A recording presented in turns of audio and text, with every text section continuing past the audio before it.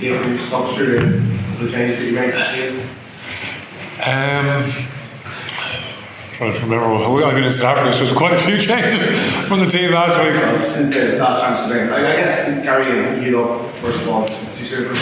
Yeah, exactly. Yeah. So, like Gary, he was making good progress at the start of the week, but like he's not quite right, and similar. Hugo's never really going to be right. I don't think this week. So, Gary wouldn't probably we thought that would be, but anyway, it's going to be a little bit longer for him. So this and James has gone really well with a new good relationship there with Robbie now, so which is good. Jimmy comes back in as well. Obviously he's been out for a while, but he gives us great versatility in terms of coverage off the bench. Will is incredibly lucky because I thought he was excellent against La Rochelle. But just a few other moving parts. So we've gone back to a 5-3 split. Keane comes back in again, obviously with Mikey Milne loses out there, but again that was a pretty close call the previous time, so Keane gets the opportunity to be back on the bench now, so we think we've a good group. We're excited for the challenge. It's amazing to be here, isn't it? Like it's 4 teams left in competition, a lot of very, very good teams, clubs with proud traditions that are no longer in the tournament, so for our guys it's class to be here, really, isn't it? Like brings back a few memories, but hazy ones. But it's it's an amazing place, and it'll be a good occasion. And Northampton have a strong lineup as well, and they've made excellent progress throughout the course of this campaign, and they're playing some great rugby. Okay, Ross Maloney, Jason Jenkins. Again, there's pretty close calls, Ross in terms of brings good composure to the group and leads the group well, particularly around line-out wise. So I think Northampton have some good threats there, so I think his game will be well suited for the game, hopefully. They were just on the spoken about it already, but just being out there and looking around the ground, it just looks unbelievable. It is all teed up for something really special. It's a real privilege, isn't it? Like it's to be here, like for starters, because it's a magnificent stadium. As you all know, like it's iconic, really, isn't it? Like in terms of Irish, it's not just sport but society, I think. So for the players, this generation of players to get that chance, Keane being the only one that's still there from the previous time Leinster played it, which is 15 years ago. So it's incredibly special. So to have the opportunity. So listen, hope we do it justice is the big thing now.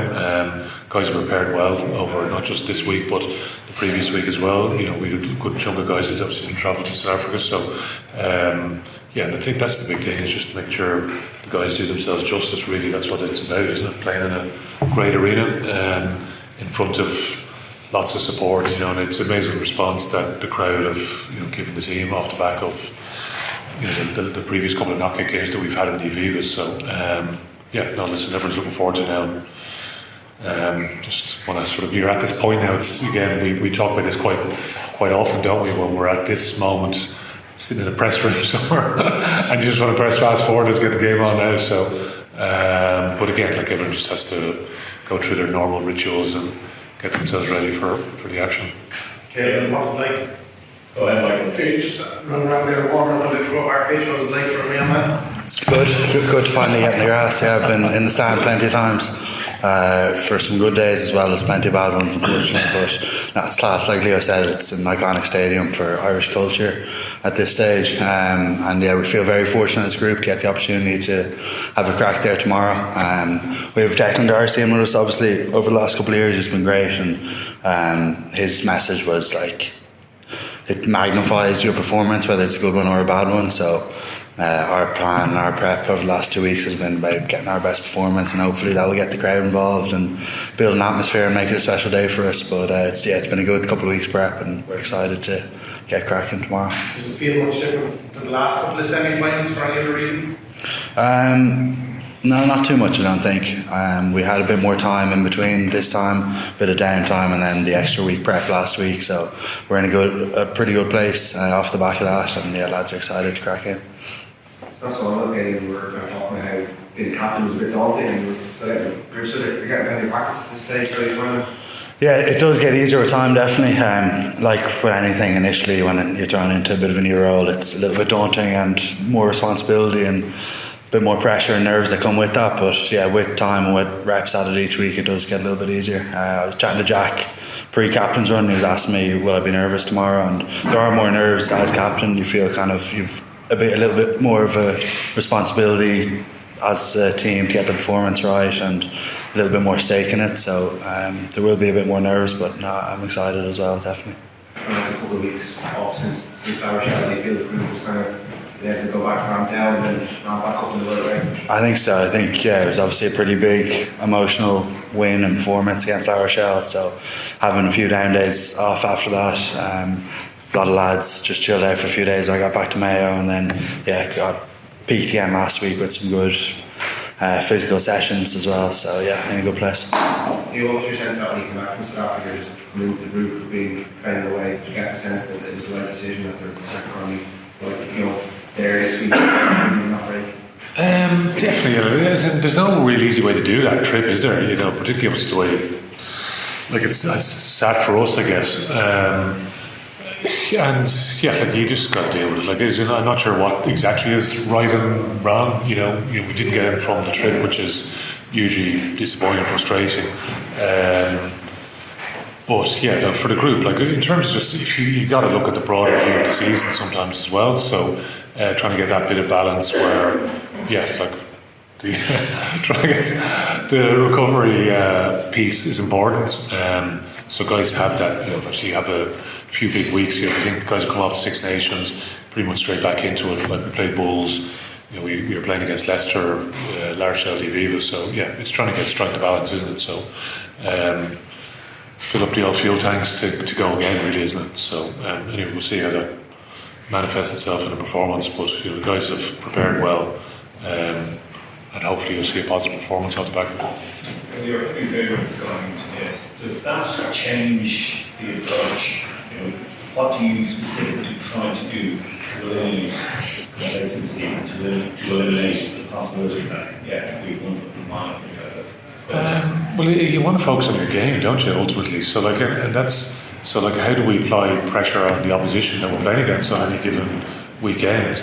And it's a semi-final, it's no different. So we think that our strengths in our game, and we want to make sure we use those strengths well to pressurise the opposition as much as we possibly can. So, the coaches and players have done a huge amount of analysis on Northampton as a team because they're sitting top of the Premiership. They're in the semi-final, so they're in the last four teams in the competition. As I touched on at the start, there's so many strong teams that are not left in the competition. So it's not like they've just magically arrived here. So they have a lot of strengths themselves, but it's making sure we are able to pressurise some of their perceived strengths themselves. So, and again, that's the thing about playing these big games: who can apply the most pressure on the opposition. So, and that's what we try to focus on. So. Just dealing with the occasion and all the rest, and there's nerves and different pieces, which is natural, but you just need to harness that in the right manner so it's a positive for you. So hopefully that'll be the case. Jim, Keely coming back into the matchday squad, you'll become the record appearance taker in this competition when he does come onto the pitch. Do you want to talk maybe about how much work it takes to be able to have that sort of longevity, especially in a position where maybe you would be expected to wrap up that many appearances? Yeah, he's a remarkable character. Obviously I've been lucky enough to play a lot of games with Keane, weirdly enough. And he played that game in 2009. I was pushing behind him, not sure what the weight was like back then, but he's a great character in the group, yeah.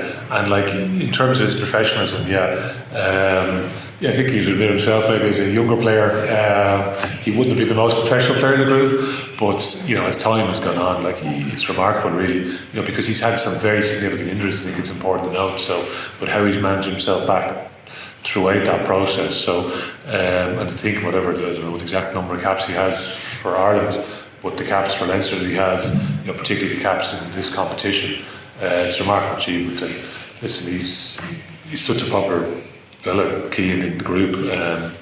He was a pleasure to play with, and he's certainly a pleasure to coach as well. Neither of you are Dubs, and both of you are interested in GAA. You've been here a lot. I know you attend quite a lot. Yeah. What do you make of the hill and the colour and the standing area? Because you have quite a rambunctious standing area in the RDS, but it doesn't have the visual aspect of what's going to be out there on tomorrow. So are you looking forward to seeing the hill in full flow? I hope it's as colourful as the Duns can make. Yes. I am hoping. So what have you made of the ground, both of you, when you grow up in particular? Will be a bull bear now to see this hill going insane as you lose every class. I've always stayed well away from it. I've been up the other end, thankfully.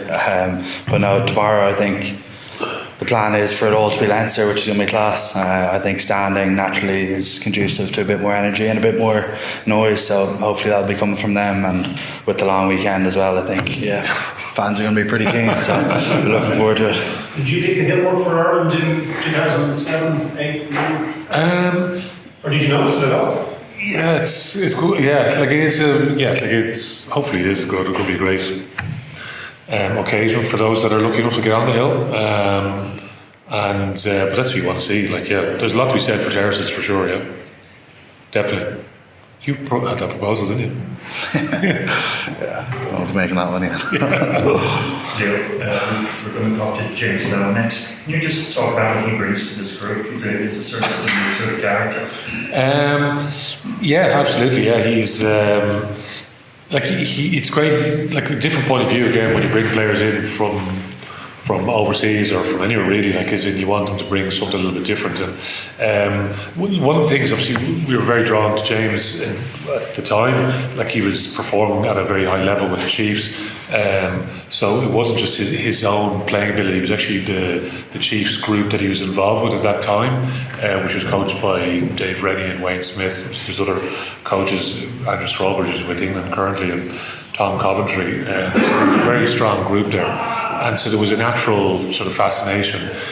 So he's got good rugby IP.